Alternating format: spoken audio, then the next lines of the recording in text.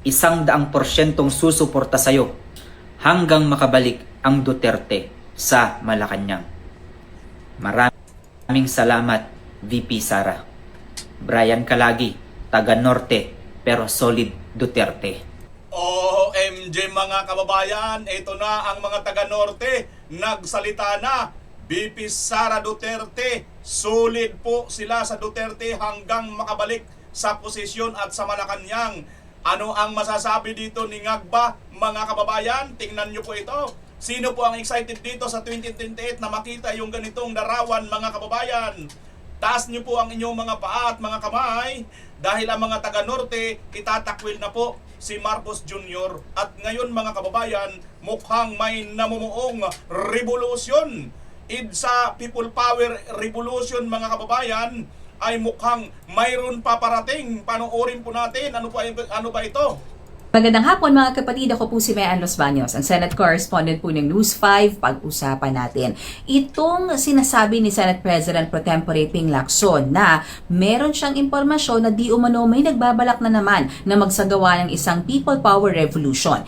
Ayan na mga kababayan, nanginginig na si Ngagba dito sapagkat mayroon pong namumuong People Power Revolution. Hindi po natin gawa-gawa yan. Narinig po natin dito sa News 5 Correspondent Reporter. Yan po ang lahat ng ating pag-uusapan mga kababayan.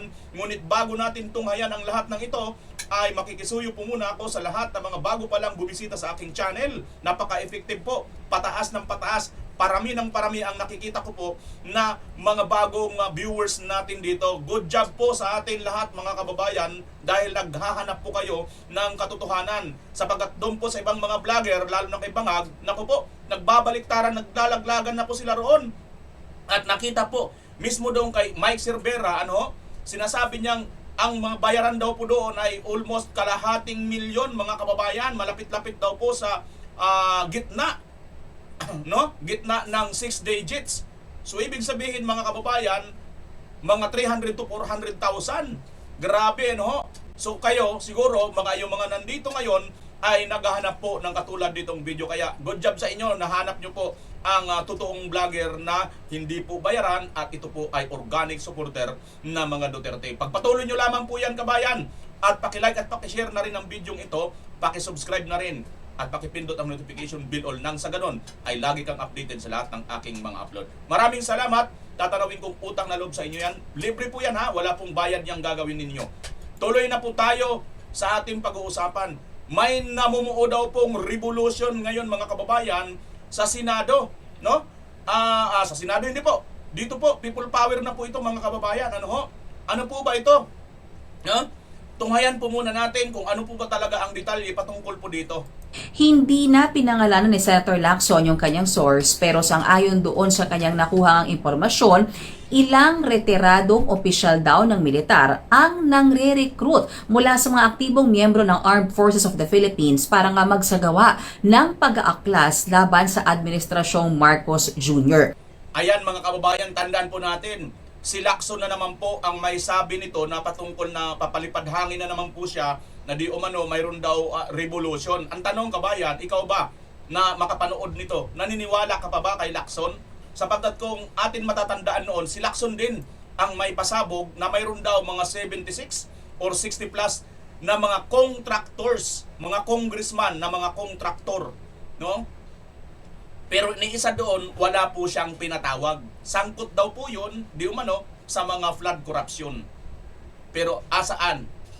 Ni si Saldico nga, hindi mo kayang ipatawag. Ni si Martin nga, hindi mo kayang ipatawag. Tapos ngayon, ito na naman, may People Power Revolution kuno. Ano to Lacson? Gusto mo lang makaagaw na naman ng eksena? Pero alam niyo mga kapatid, naniniwala si Senator Lacson na hanggat nananatiling professional at tapat sa tungkulin ang ating mga kasundaluhan ay hindi magtatagumpay na magkaroon ng junta o People Power Revolution. Ako man, naniniwala ako dun kabayan. Pero kahapon lang, nabigyan po natin ng reaksyon dito. Naalala ninyo mga kababayan, tapat po talaga ang mga militar at kasundaluhan sa ating bayan. Kaya nga kahapon, kaya nga yung ating reaksyon kahapon, pinarangalan po sila ni BP Inday. Dahil good job nga si Piatos. Dahil kay Piatos, marami po ang mga natsugi na mga kalaban ng gobyerno. At marami po, may mga nasaktan po dahil daw wala po ng natsugi na sa kampo ng ating gobyerno. Biruin mo yan mga kababayan. At ang matindi dito, itong si Marcos Jr., aba mga kababayan, sasabihin ba naman niya, iimbestigahan pa niya yung umabuso ng mga military? Sinabi na ng kanyang chief of staff na si Browner na sinasabi niyang lumaban at may mga baril at mga MP itong mga ito. Oh? So ibig sabihin mga kababayan, sa tingin nyo kaya, saan magiging tapat? Saan ang katapatan ng ating mga kasundaluhan? Ituloy natin.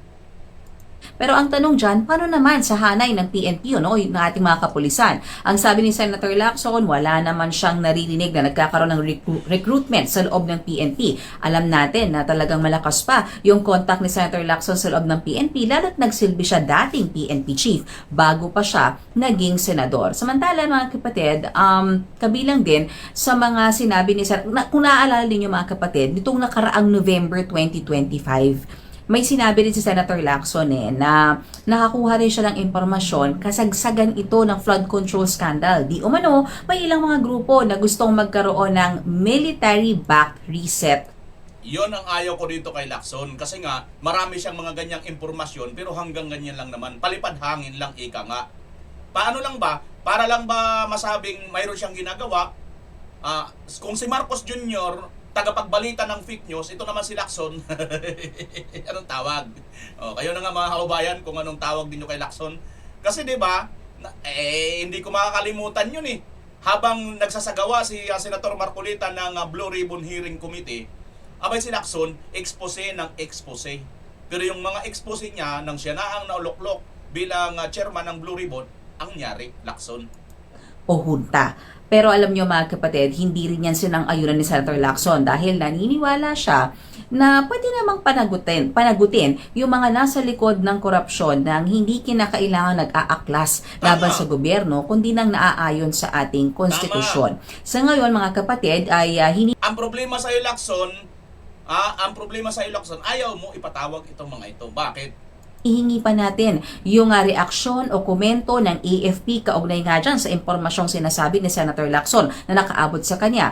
Pero ang Malacanang hindi natitinag. Sabi ni Palace Press Officer Jose Claire Castro, hindi na bago sa kanila yung mga usap-usapan ng People Power Revolution, pero kung totoo daw yan, dapat imbestigahan ng ating mga law enforcement agencies. So yan lang mga latest mula sa Senado mga kapatid. Mga kababayan, di ba? Ito nga yun, Lacson. Babida-bida ka, ito ang tugon sa'yo ni Marcolita, Senator Marcolita. Si Senador Rodante Marcoleta, muling question ho, itong paumuno ni Senador Panfilo Ping Lacson sa Blue Ribbon Committee. Alamin natin ang buong detalye ng balitang yan, tinutukan ni Bombo Angelo Aganan. Matapos ang pansamantalang pagpapaliban ng pagdinig ng Senate Blue Ribbon Committee hinggil sa umunay mga anomalya sa flood control projects, muling kwestiyon ni Senator Dante Marcoleta ang pamumuno ng kapwa-senador na si Senate President Pro Tempore Panfilo Ping Lacson sa komite. Partikular na ang mga umunay kondisyon ni Lacson bilang chairman bago ipagpatuloy ang pagdinig. Ayon kay Marcoleta, pinahihirapan umano ni Lacson ang proseso ng investigasyon ng Senado. Aniya, hindi dapat gawing hadlang ang kakulangan ng lagdan ng mga senador sa partial committee report upang may pagpatuloy ang pagdinig at mailabas ang resulta ng investigasyon. Binigyan din niya ng mandato ng komite na tukuyin ang mga responsable sa pagwaldas ng pondo ng bayan. Ngunit tila ibang direksyon ang tinatahak ni Lacson na tinawag niyang taliwas sa palaging iginigiit ng kapwa-senador na pagsunod sa tinuturo ng ebidensya. Ipinunto ni Marcoleta ang umano'y kakulangan ni Lacson bilang chairman ng komite na ipatawag ang mga personalidad na itinuturo ng mga testigo sa mga naunang pagdinig. Matatandaan na matagal nang idinidiin ni Marcoleta na ipatawag si dating Speaker Martin Romualdez matapos itong ituro ni Orly Gutesa sa pagdinig ng komite at ng dating kongresista na sa Saldico sa mga serye ng videos na inilabas nito sa internet. The chairman of the BRC has also named at least 11 contractors in his first and second privilege speeches. Di ba? Yun yung binabanggit natin mga kababayan. Nagpe-privilege speech si Lacson. Nagpangalan siya ng mga contractors, mga congressman ng mga kontratista. Pero asaan yun? Wala siyang naipatawag. Tapos itong ngayon, magpapalipad hangin na naman siya na mayroon daw People Power Revolution. whom he crucified to be involved in the flood control mess. Bakit hindi na sila ipinatawag? Bakit iilan lang mula sa 11 kontratistang kanyang tinukoy ang aktual na humarap sa pagdinig? Bakit namimili? Ano ang ibig sabihin nito? Ano nga ba? Remarkably, on November 14, 2025, the BRC chairman invited former Speaker Martin Romualdez to testify in its 7th hearing. He did not appear. Kasunod nito, binigyan din ni Marcoleta ng mahalagang may pagpatuloy ang pagdinig lalo na kung may babalik sa bansa si Ko, na ay maaaring maging mahalagang bahagi ng pagbuo ng kabuang larawan sa kaso. Muli rin iginit ng senador ang pagpapatawag kay Romualdez, lalo pat naniniwala umano siyang may malaking implikasyon ng mga naging pahayag ng dating speaker na hindi umano siya ang mastermind sa issue ng flood control scam. Sinabi ni Marcoleta na kung itinatanggi ni Romualdez na siya ang mastermind, maaaring nangangahulugan umano ito na may alam ang dating speaker kung sino ang nasa likod ng umano'y anomalya. Dagdag pa ng mambabatas, Posible, napakalaking ganun mga kababayan. Ako ganun din ang basa ko dito eh. Kung naniniwala si Marte na hindi siya yung mastermind, posibleng alam niya kung sino ang mastermind. Posible nga ang mga viewers natin dito alam kung sino ang mastermind, di ba? O ikaw lang Lacson ang hindi alam eh. Inutil, di ba? Wala kang saysay bilang chairman ka ng committee ng Blue Ribbon. hindi rin aniya tuluyang inaalis na naturang pahayag ang posibilidad ng pagkakasangkot ni Romualdez sa kontrobersiya, kundi nililinaw lamang na hindi siya ang pangunahing utak ng operasyon. Samantala, pinasinunghalingan naman ni Lacson ang mga pahayag ni Marcoleta at sinabing 2 beses aniya na Ayan mga kababayan, ayan yan si Lacson. Puro lang ganyan siya, pero wala siyang aksyon. Yan mga kababayan, ang nagiging katotohanan dito. No? Itong si Lacson talagang sa tingin ko, no, sa tingin lang ng karamihan, kinuha lang niya yung Blue Ribbon Committee para mapatigil ang ginagawang pagdinig noon. Na mapupunta na sana eh. Natutukoy na yung mastermind kung sino eh. Ang problema nga, sabi nga ni Senator Chis Escudero, ganitong sabi ni Senator Chis, mga kababayan, panoorin nyo po. Panoorin nyo po. Martin Romualdez.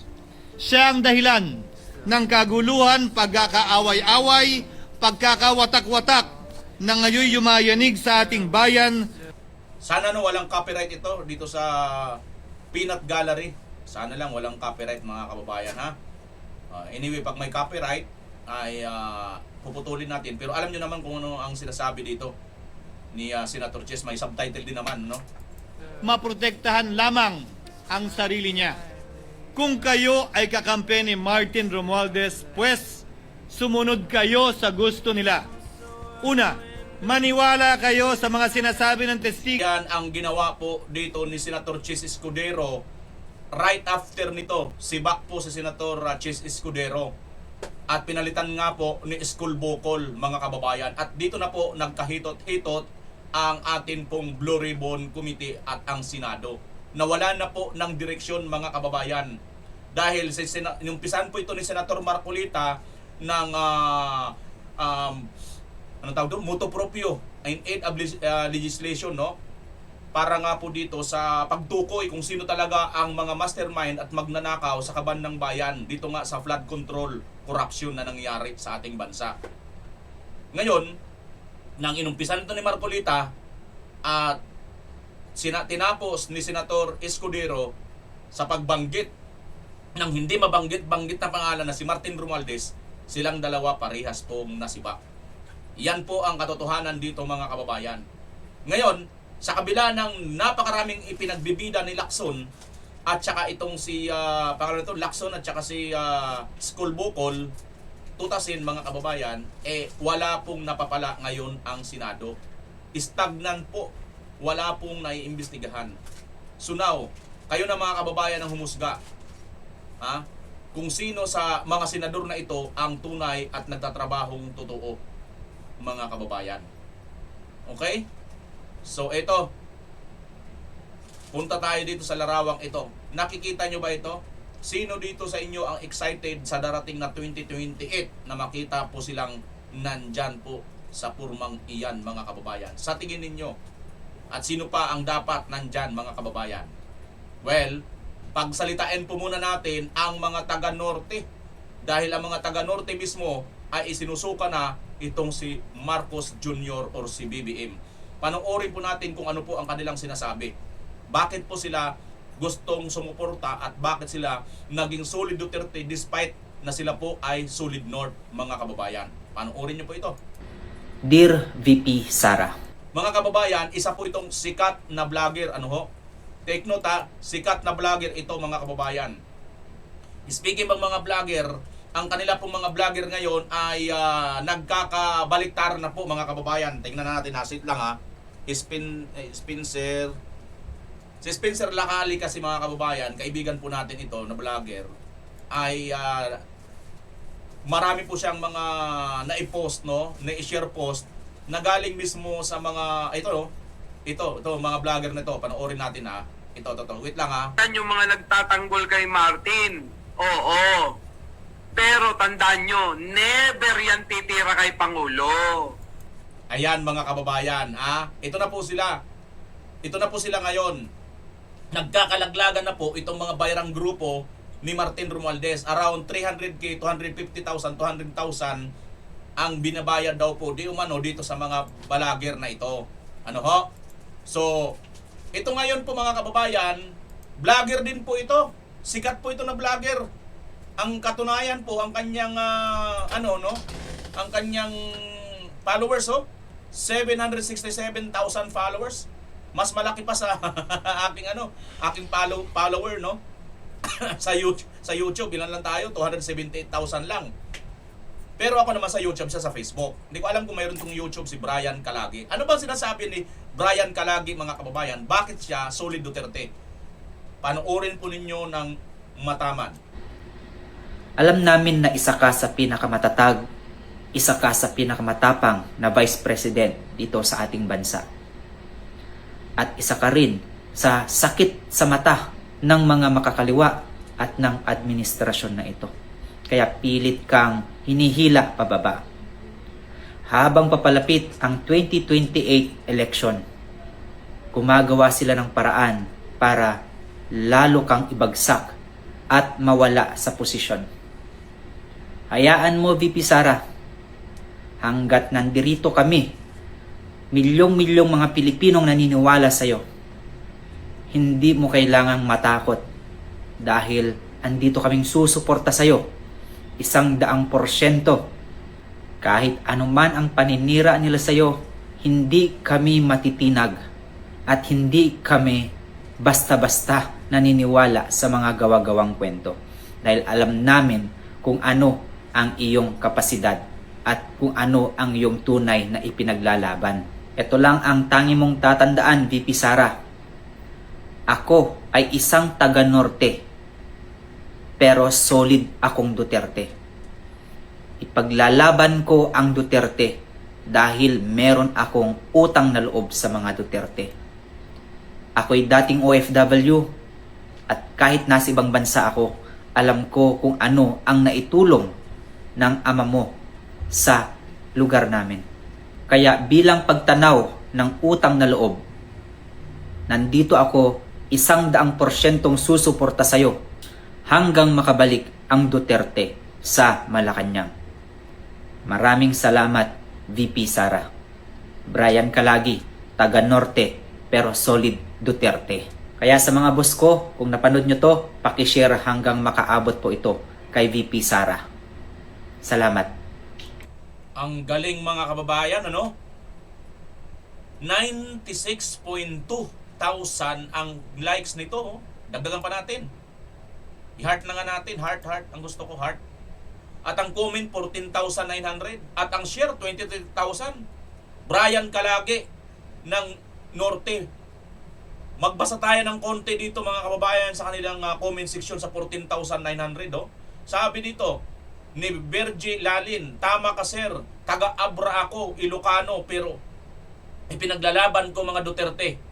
I love Sara. Next president coming in 2028. Tama ka sir, ipaglaban ang totoong nagmamahal sa bansang Pilipinas. Grabe mga taga-Norte, taga-Abra, taga saan ba ito si sir? At ano ba ang kanyang binabanggit, mga kababayan, na utang na loob niya, kahit OFW daw siya, di ba? May nabanggit siya, kahit OFW daw siya, may nabanggit daw siya na utang na loob niya sa mga Duterte. O ito, sabi naman itong isa, Virgil Allen, Benguet Sara pa rin. O, taga Benguet naman ito. Abra Benguet. Duterte na po ito mga kababayan. Wala na po tayong ano rito, pagtatalunan pa. Ano pa ba ang mga lugar dito? Sa comment section po nitong video na ito ha. Hanapin nyo po ito, Brian Calagi. Ang dami po, puro mga Ilocano. Mayroon pa ako nakita to. Tiga Bicol, Albay kami, Solid Duterte. Kita mo? Si Yaba Manguera, taga Bicol, Albay.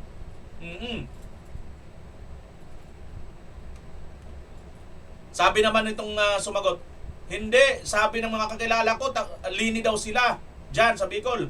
Sabi naman nitong nag-reply si Yaba, hindi sulit, sabi niya. Hindi sila sulit dyan. Kahit sa Bicol mismo, BP Sara Duterte pa rin. Kayong mga kababayan, sa tingin nyo, kayong ibang mga taga-lugar, kung taga saan man kayo, comment kayo ngayon, saan man kayong panig sa buong mundo, saan ang probinsya ninyo, at bakit kayo Solid Duterte. Ilagay nyo lang dito mga kababayan sa comment section para masabayan po natin ito.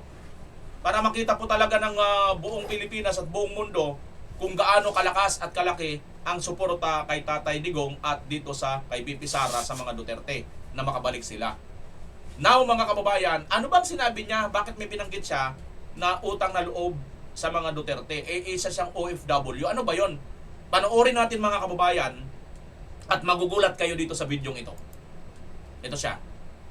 Siya rin po ito Alam nyo mga boss, no, marami ang nagsasabi sa akin na ako daw ay isang balimbing dahil ako po ay BBM supporter nung mga panahon na nasa Hong Kong ako. Pero meron kasi kayong hindi alam kung bakit ako nagiging Duterte support. Isa pala siyang BBM supporter nung OFW siyang nasa Hong Kong. Ipinapaliwanag niya ngayon mga kababayan kung bakit siya bumaliktad na. Panoorin natin ang buo. At hindi lang Duterte supporter, isa po ako sa may utang na loob sa mga Duterte. Alam niyo ba kung bakit? Bakit? Nandito po kasi ako ngayon sa Cagayan Valley, Ayun. sa lugar namin sa Peñablanca. At ipapakita ko lang sa inyo. Taga Cagayan Valley pala ito mga kababayan, sa lugar nila sa Peñablanca, Cagayan Valley. Ayan, purong-purong Ilocano to Kung bakit ko sinasabi na may utang na loob ako sa mga Duterte. Kung napapansin nyo, itong tulay na nandito sa akin likuran. Ito nakikita nyo yung tulay na yan. Ito po ay legacy ng Duterte administration, itong tulay na ito mga bossing. At ito ang isang rason kung bakit mahal na mahal ko ang mga Duterte. Isipin nyo mga bossing, itong tulay na to, grabe. Isa ito sa tumutulong sa amin para lang makapunta kami sa bayan ng sobrang convenient at sobrang komportable. Kasi unang-una sa lahat mga bossing, hindi lang 3 dekada o 30 years nung ako po ay ipinanganak mga bossing.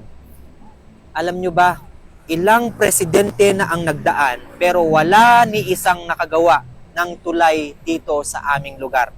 Papakita ko sa inyo ang rason kung bakit. So ngayon, taga-probinsya, pag ikaw ay laking probinsya ka at alam mo before yung hirap ninyo magtawid-tawid, di ba?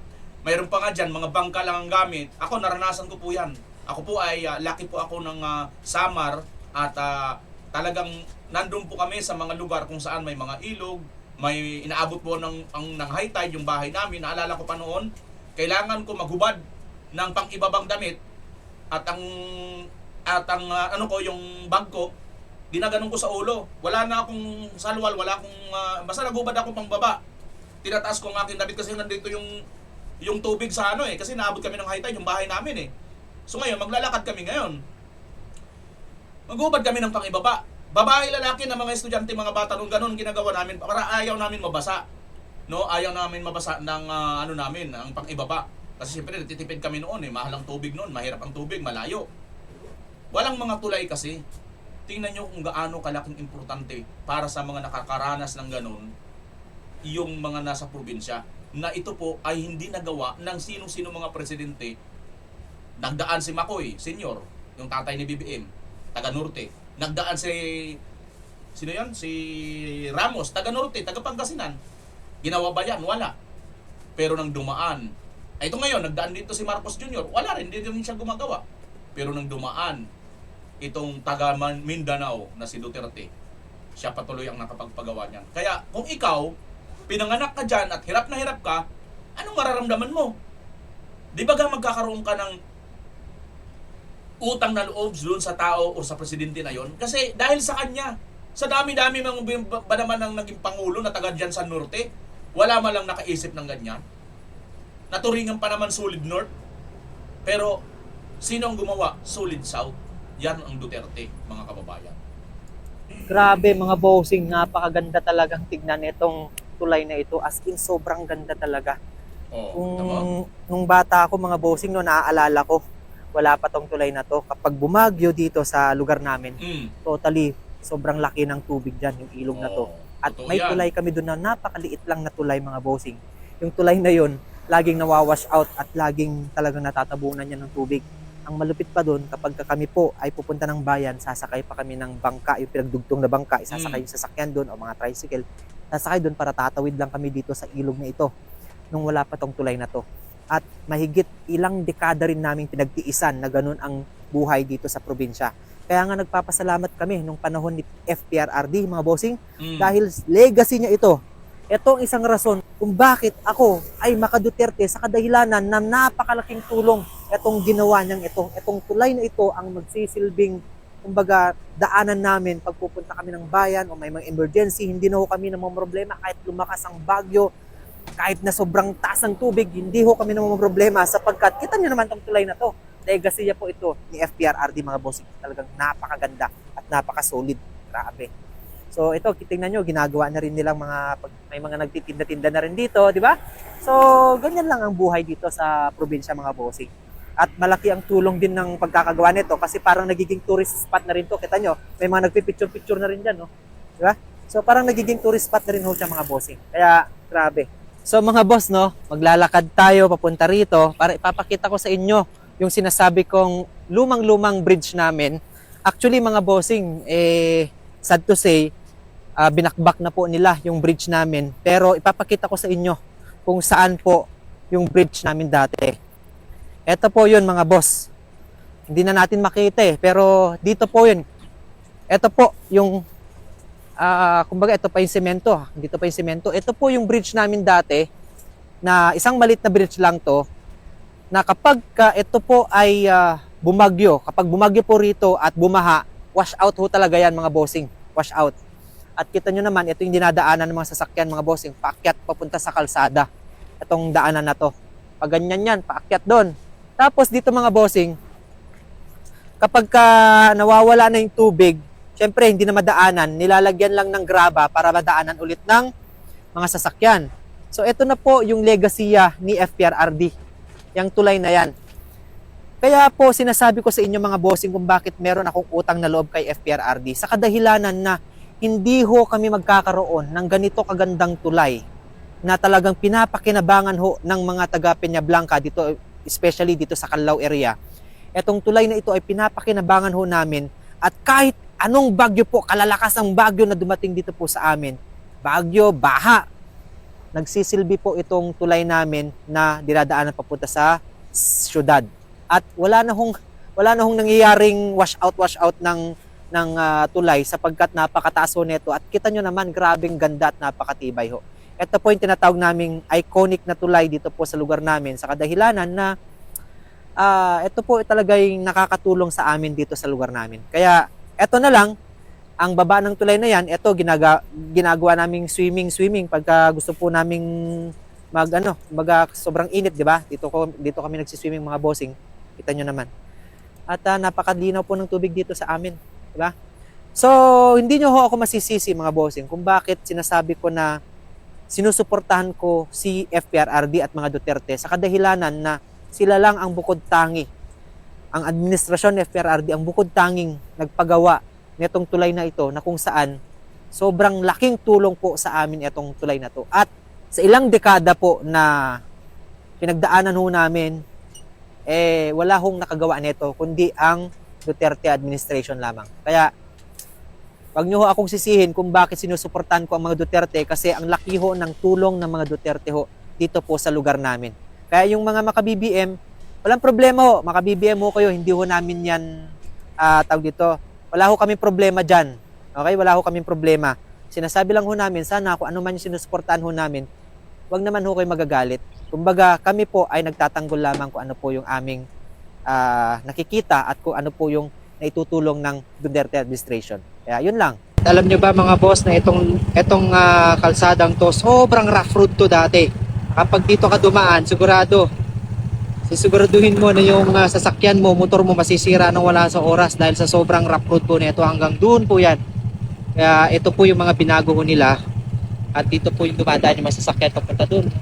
Punta doon sa may tulay, yan, pinadaanan. Tapos ngayon ginawa na nilang ganito at konkreto na lahat hanggang doon. Kaya napapasalamat po talaga kami sa Duterte administration dahil nga sa ginawa niya dito sa lugar namin. So thank you FPRRD. Alam nyo mga boss, no? Ayan mga kababayan, natunghayan po natin ang taga Piña Blanca, Cagayan, no? Na isa pong Ilocano na solid BBM, solid Marcos nung panahon na yon, pero despite na solid Marcos sila, wala pong nagawang tulong sa kanila itong mga Marcos, Dalawang Marcos na ang nagdaan, itong senior at saka itong junior. Mayroon pa nga isang Ilocano, di ba, si Ramos, pero wala pong nagawa itong mga kababayan. Ano pong nagawa? Sino ang nakagawa ng mga magagandang project? Tulay na yan na napaka-importante sa probinsya ng Cagayan. Duterte ang nakagawa. Yan pong totoong pagmamalasakit. Bandang dulo ng kanyang video, dinagdag niya pa yung lugar, yung kalsada na dating napaka-rough road. Masisira talaga ang bago mong sasakyan na motor, kahit motor lang. Masisira dahil sa sobrang rough road. Ngayon, maganda ng sementado. Di ba? Dahil ito sa totoong pagmamalasakit ng isang matandang Duterte. Kaya ito po yung mga hinahanap ng taong bayan. Kaya mga kababayan, aminin man nila sa hindi, talagang ito yung gusto nila kay BP Sara dahil naniniwala sila na si BP Sara ay itutuloy itong mga nagawa na mga pagpapagawa ng papagpaayos ng mga daan, mga tulay ni Tatay Digong, lahat ng mga project ng mga malalaki na makikinabang talaga tayo Tayong taong bayan talaga makikinabang Bakit hindi naman dadaan pa ba dyan yung mga oligarko? Hindi na dadaan dyan Di ba? Eroplano yan. Doon yan sa eroplano, may mga sarili yung mga jet or kaya mga eroplano. Pero tayo mga mahihirap, tayo yung dadaan dyan. At yan ang naisip ni Tatay Digong. Hindi ito naisip ng mga nagdaang politiko. At ngayon, nangako si BP Inday Sara na ipagpapatuloy niya ang mga nasimula ni Tatay Digong, mga kababayan. At ikaw, kung tagasaan ka man, lalo na kung Ilocano ka, kung ano ang iyong experience na mga nagawa ni Tatay Digong ng proyekto dyan sa inyong lugar, mag-video ka rin, i-comment po dito mga kababayan at ilagay mo rin kung ano ang nagawa. Nakagawa ng mga kalsada na matagal ng lubak-lubak, matagal ng pahirap perwisyo sa inyo, or mga tulay, or kung ano man mga proyekto dyan na mga pinagawa ng mga Duterte na hindi napagawa ng mga nagdaang presidente. Feel free po mag-comment kayo dyan mga kababayan para at least malaman po natin kung bakit ka supporter ng Duterte. Ako kasi simple lang Bakit ako Duterte supporter? Nakita ko yung hindi ko nakita doon sa mga nagdaang presidente o pangulo. Katulad nung pagsuporta ko kay Isko Moreno. Kaya ako sumuporta kay Isko Moreno noon sa presidential election kasi nakita ko. Si Isko lang naman nakagawa ng mga nagawa niya sa Maynila Wala pong iba. Si Isko lang nakapagpalinis ng Divisoria, nakapagbawas ng traffic, nakapagpagawa ng mga kondominium. May nakagawa ba ng ganun? Wala, di ba? So kaya ako siya sinuportahan. Ito naman si Tatay Digong, ganun din. Si Tatay Digong lang ang nakapagpatahimik, nakapagpabago sa mga adik. At higit sa lahat, itong mga malalaking proyekto na ito. Na noon, wala pong pakialam dito. At itong lahat ng ito, mga kababayan, sa atin po ito direkta. Tayo po ang makakadama nito. Tayong mga maliliit, tayong mga mahihirap. Sapagkat yung mga mayayaman na hindi naman po nila ito dadaanan, hindi naman po sila dito makaka-experience. Kasi kung may mag-anak silang adik, madali lang naman nilang solusyonan yan. Biglang niya na ng pera, sige, mag-adik ka lang na mag-adik dyan. Tayo, kung mayroon kang kapamilyang adik, naku po, ibibenta lahat. Ibibenta yung TV, ibibenta yung electric pan, ibibenta yung lahat na, magnanakaw. At hindi mo pa alam, baka mamaya, gasain pa yung anak mo. Di ba? Ganyan po yan. Pero dahil kay Tatay Digong, nagkaroon po tayo ng pansamantalang kapayapaan, katahimikan dito po sa mga adik. Yan po mga kababayan. So kaya mahal na mahal ng mga tao si Tatay Digong. Ito pa mga kababayan, isa pa, no? Isa pa na may Duterte supporter din. Ilocano rin mga kababayan to. Ito si Mayor. Bakit pala siya Duterte supporter? Panoorin din natin. Magsalita dahil alam niyo naman nung napunta si Sara sa amin ay ako lang yata sa Cordillera ang nag-invite upang maging guest namin. At totoo, yung sinabi ng mga kasama ko ngayon na ayaw nilang imbitahin dahil talagang mawawalan sila ng pundo. At sa akin, nangyari na nga yung 80 million na pundo na pupunta sana. Nagpirmahan na pa kami ng MOA, talagang na-cancel. Pero yun nga ang sabi ko, may bayad po tayo. Hindi lang isa, kundi dalawa. Sa totoo lang, tingnan niyo mga kababayan itong katuso nitong Marcos administration, pagka hindi po sumuporta sa kanya, wala po tinatanggalan ng project. Pero yung magsip-sip sa kanya, naku po, ayun, kompletong project. Meron ako napanood kanina ginawa pang hulog ng ano daw ano pa blasphemy pang sinasabi ng isang gobernador na yon. 'Di ba? Paano? Andun binuhusan ba naman ng hindi ka ba naman sasamba kay Bangag? Pero ito mga kababayan, tingnan nyo, nang magsuporta sa kay BP Sara, ayan na. Ganyan po ang realidad sa atin. Ito po ay taga Ifugao, itong si Lamot Mayor, nakikiisa po sa mga Sara Duterte. At may bayag siya, kahit tanggalan ng pondo, sige, laban. ako'y miyembro dati ng MRRT, ni Ligo, noong 2016. Kasi mula 2014, naging mayor ako, nag-graduate noong 2022 at bumalik ngayon sa 2024. Kaya siyempre naman, dahil dati po tayo kay Digong, abay naniniwala po tayo na ang tunay na samahan, walang iwanan. Kaya hanggang ngayon, pinagpapatuloy po natin ang labanan ng Duterte para kay Sara. Kaya huwag po kayong mag-alala dito. Sa amin po sa banda sa Norte, hindi po kayo nag-iisa, marami po kayong kasama para kay Sara. Yes!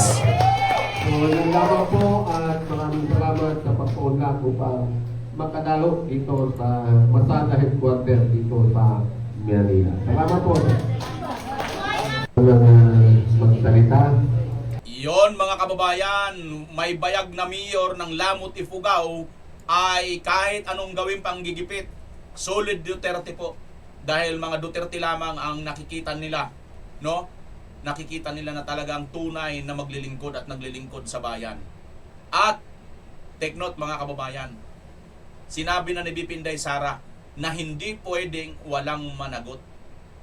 Kung gusto nyo po na may managot dito sa pagnanakaw sa kaban ng bayan, mga kababayan, ay kailangan si Vice President Inday Sara Duterte ang maging Pangulo ng ating bansa. Kung gusto nyo po may managot. Kung gusto nyo po may managot. Dahil kung iboboto nyo po ang iba, wala po. Ayaw nyo pong may managot pagka ganun mga kababayan. Di ba? Ngayon, sino naman ang gusto nyong panagutin? Sa tingin nyo ba, excited kayo sa 2028 na makita ito? Hindi ko na anuhan mga kababayan kung ano pa yung Tingnan nyo nga dito, sinabi ni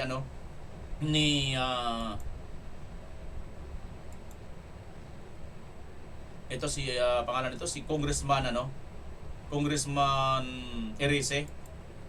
Tabunan ko lang mga kababayan kasi ika-copyright tayo Nagka-copyright itong channel, itong kay Ted Filon. Kaya tatabunan ko lang mga kababayan pero siya naman din magsasalita dyan. Tabunan ko lang para hindi pa makita, kasi kung nakita po yan, sayang naman po wala naman po tayong bayad, hindi naman po tayo katulad ng mga bayaran na vlogger na Marcos di ba? Sinasabi kanina doon sa video. Panoorin natin si Erice mga kababayan. Ano bang binubo niya? Ano bang sinasabi ni Erice? Marimina, Daman. At ito po ay hindi na question. sa Senate Blue Ribbon Committee at nakita ko po na may talagang pagtatakip sa investigasyon, whether in the ICI at whether in the Blue Ribbon Committee. Talaga pong ayaw malaman ng Pangulo ang katotohanan.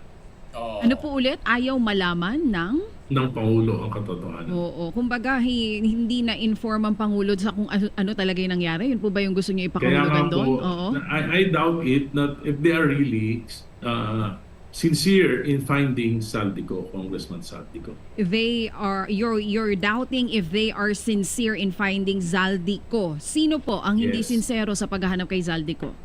The government. Ayan mga kababayan, tugma ba itong sinasabi ni Congressman Irice? O ito, tingnan nyo po ito mga kababayan kung sincero nga ba sila. Panoorin nyo po itong video na ito. The exact information, he is no longer within the territory of the Czech Republic. So he's free. Can you say he's free?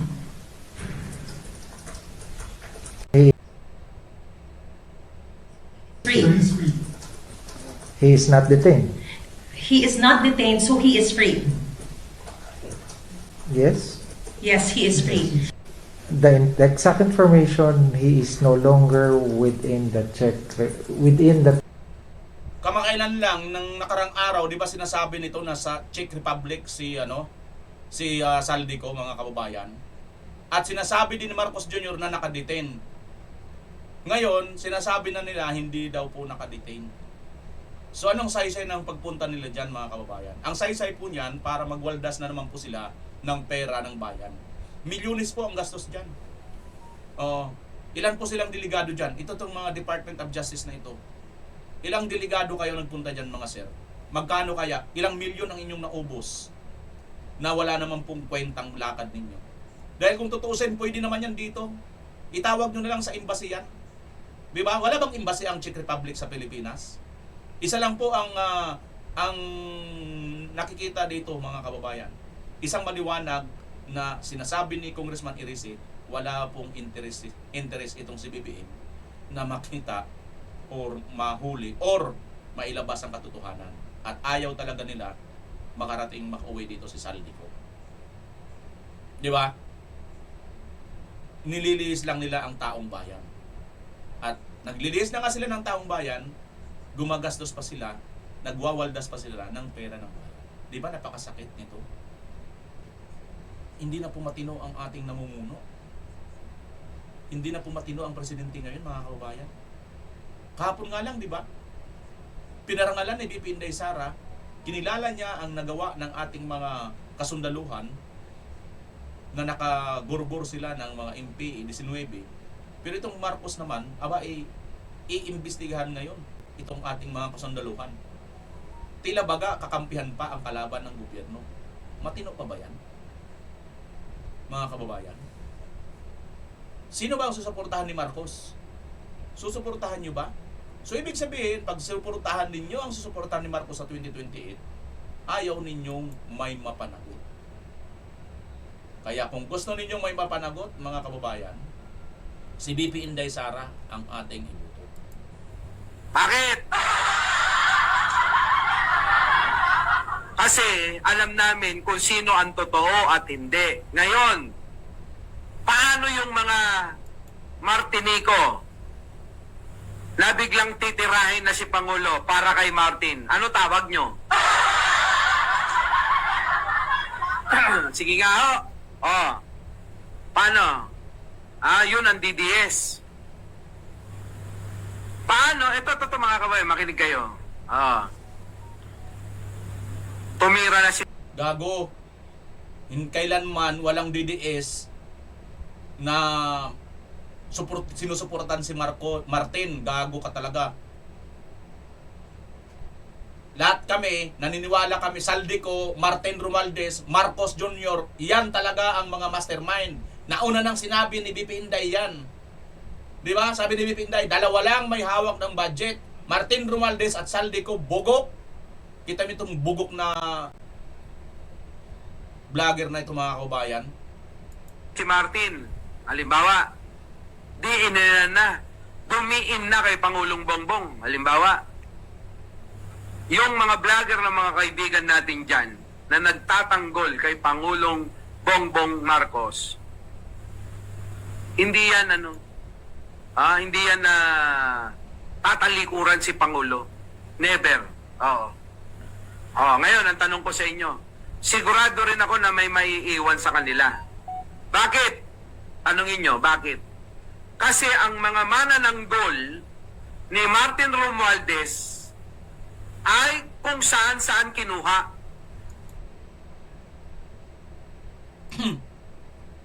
Isasali pa niya dyan mga kababayan, may DDS daw. Alam mo yun kung sino yung DDS na yon. Ang isa lang naman ang kilala ko dyan, sa sinasabi niya. Ang isa kilala ko rin. Dati lang naman nag-DDS yun. Nag-score rin yun, nag-DDS din. Yung isa dyan, baklang kalbo. Na aywan ko mga kababayan. Pero nahirap na lang kasi magsalita masama na lang maano ka lang madadamay ka lang sa kanilang mga kasamaan. No? Pero kilala niyo yun siguro yung baklang halimaw na kalbo. At saka mayroon din bakla diyan, panay mga bakla panay mga bading Mga bading talaga walang magawang magaling, no? Hindi lahat ng bading ha. Hindi lahat. Ito lang na mga bading kasi mayroon pong guding. 'Di ba? Ito mga bading talaga, mga kababayan, walang mabuting magaling. Ay, walang magawang magaling. Mabuting magaling. Ayan po panoorin nyo na lang yan mga kababayan. Puntahan nyo si Spencer Lacali kasi marami po siyang mga in-screen record dyan na tag-iisang clip, no? Patungkol po dito sa mga bugok o mga gago na mga bayarang vlogger ni Marcos Jr. at ni Martin. Sila na ngayon naglalaglagan. So, ang sa atin dito mga kababayan, kung kayo ay supporter ni BP Inday Sara at Duterte, i-comment nyo dyan kung bakit at taga saan kayo at ano ang nagawa sa lugar ninyo ng mga Duterte. Bakit kayo naging supporter ng Duterte? Okay, para mas maliwanag, no? Para pagka tinanong tayo, bakit ka ba supporter? Bakit ka ba taga Norte ka, taga Bicol ka, taga Samar ka, taga ano ka? Kasi ganito, ako Pangasinan. Wag na lang. Basta.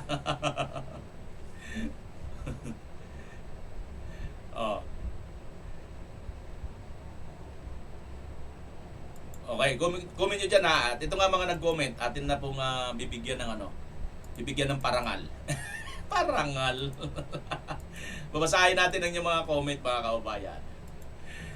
Good morning po Sir Bimar, watching from Cebu City. Si Nids Lids. Taga Cebu City pala talaga to si Nids Lids, no?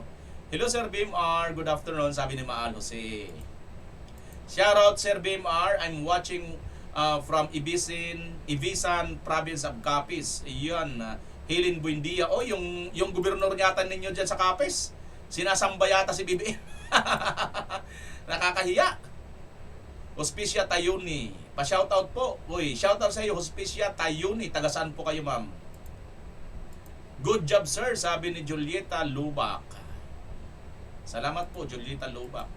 Hariras Jula, good afternoon, BMR. Duterte tayo lahat. Watching from London, United Kingdom. Marami sila mga grupo sa Negros, sa Bacolod, dyan sa Pedrosa, Barangay Alihes. May training camp sila, ang mga bata hindi makapag-aral kasi sila pinapapuntang training para sa pag-handle ng mga armas around 12 to 3 AM. Pinadala sila nga bigas at mga gulay galing bundok. Salamat sa programa mo, hihingi kami ng tulong, please and be blessed. Sabi ni Luz Biminda Calatrava. Ayan.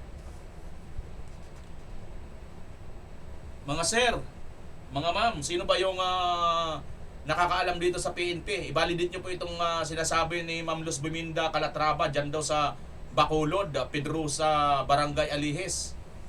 Sa Pedrosa, Barangay Alihes, may training camp daw sila dyan. Excuse me. Ayan po, humihingi sila ng tulong itong si Luz Biminda Calatrava sa mga kinakukulan, no? Mga sir, mga ma'am, baka pwede nyo pong paimbestigahan ito, no? Dan and share, you're the best, sabi ni Garrett Malaya. Thank you, Garrett Malaya. Kayo po ang best dito dahil kayo po ang sumusuporta sa akin. Idol, baka nauli sa tingin, sabi ni Jose Musico. Anong nauli sa tingin? Hello, Bimar, sabi ni Ate Charilo. Ayan. Tama ka, tama, di ko na sila kita sa FB page mga vloggers ni BBM, sabi ni Grace Sapwis Tilik. Ayan, ito may karugtong pa itong mga vlogger ni BBM. Nagkakanya-kanya na sila ngayon laglagan. Naimuot jud ko nimo ba Sir BMR, sabi ni Maalos. Hello pa Maalos Nandun si Mama Maalos sa Birada Aguila. Anyway, mamaya alas 2 may Birada Aguila ulit tayo. Mag-alas 2 na, mag-alauna na. Noon pang video ito, napanood ko na ito, sabi ni Manolito Mendoza. Okay. Salamat po kung napanood mo na noon. Tama po kayo kuya, dapat mag-rally lang, sabi ni Lorenzo Torregosa. Correct, dapat mag-rally lang talaga. Thank you, attorney, sabi ni Sarah Abraham. Magulong na gayud ang Pilipinas tungod kini sa nibangag og ingat lang kayo dyan sa Pinas, watching from Auckland, New Zealand. Go Pilipinas, Duterte pa rin for president, sabi ni Rindon Juan. Shout out sa iyo Sir Rindon ha.